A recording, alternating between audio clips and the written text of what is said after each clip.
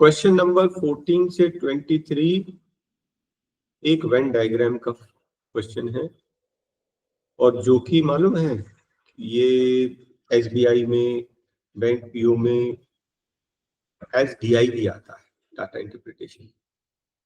तो ये वैल्यूज आपको दिए होते हैं सब, और वेन डायग्राम बना के नहीं दिया होता।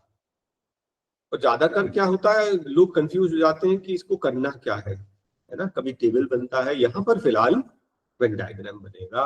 वेन डायग्राम बनेगा, कैसे पता चला कि वेन डायग्राम बनेगा, कैसे पता चलता है कि वेन डायग्राम बनेगा? ये देखिए, नॉट, एंड, और जैसे ही दिखाना आप समझ गए कि वेन डायग्राम ही बनेगा। वेन डायग्राम ही नहीं बना पाओगे तो आगे क्वेश्चंस नहीं बनेगा। ये थोड़ा सा हाई लेवल है, अच्छे से ध्यान से देखें। कैंडिडेट नंबर ए, बी, सी, ठीक है।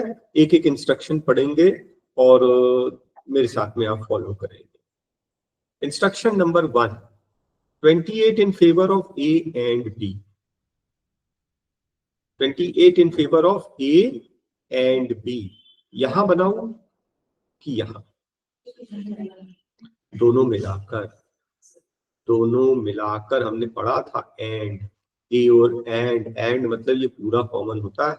ये दोनों मिलाकर 28, मतलब इसका भी हमारे पास ब्रेकअप नहीं है, ठीक है। ब्रेकअप नहीं है मतलब ये सेंटेंस जो है अभी हमारा कंप्लीट नहीं हुआ है, इसको आगे सॉल्व हो जाएगा, आगे जाकर देखी जाएगी। ओके, सेकेंड सेंटेंस लीजिए, 98 इन फेवर ऑफ ए और बी नॉट सी। नॉट सी बोला तो सी को तो आप भूल जाइए, ए और बी नॉट सी मतलब 1 2 3 मिलाकर 98। देखिए, ए और बी नॉट सी, जैसे उसने बोला नॉट सी, आप इसको तो छोड़ दीजिए। 1 2 3 मिलाकर कितना आया? 98। क्या ये कंप्लीट हो रहा है इंफॉर्मेशन? बिल्कुल नहीं। इस सेकंड वाले सेंटेंस को भी छोड़ दीजिए, बाद में देखेंगे। थर्ड सेंटेंस देखिए, 42 in favour of B but not A और सी। तो ये तो क्लियर कट 42 आ गया, कोई कंफ्यूजन नहीं।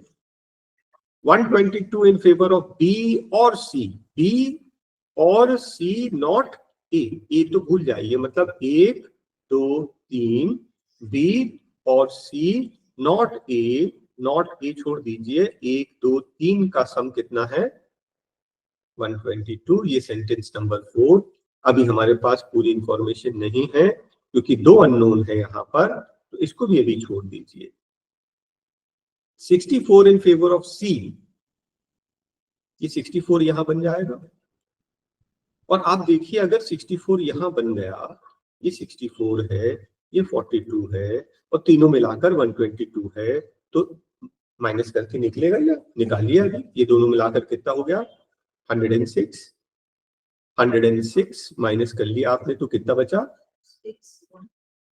16। तो ये वाला आपका 16 आ गया। ये हमारा फोर्थ इंस्ट्रक्शन यूज हो गया पूरा, ठीक है। फिफ्थ इंस्ट्रक्शन भी हमारा यूज हो चुका है। Sixth, 14 in favour of A and C not B. A and C not B, तो ये अंडरस्टूड, बिल्कुल क्लियर कट ये वाला इंफॉर्मेशन हो गया, और हमारे सारे इंस्ट्रक्शंस कंप्लीट हो गए। ये सिर्फ 2 बच गया है ना, और 2 में क्या है?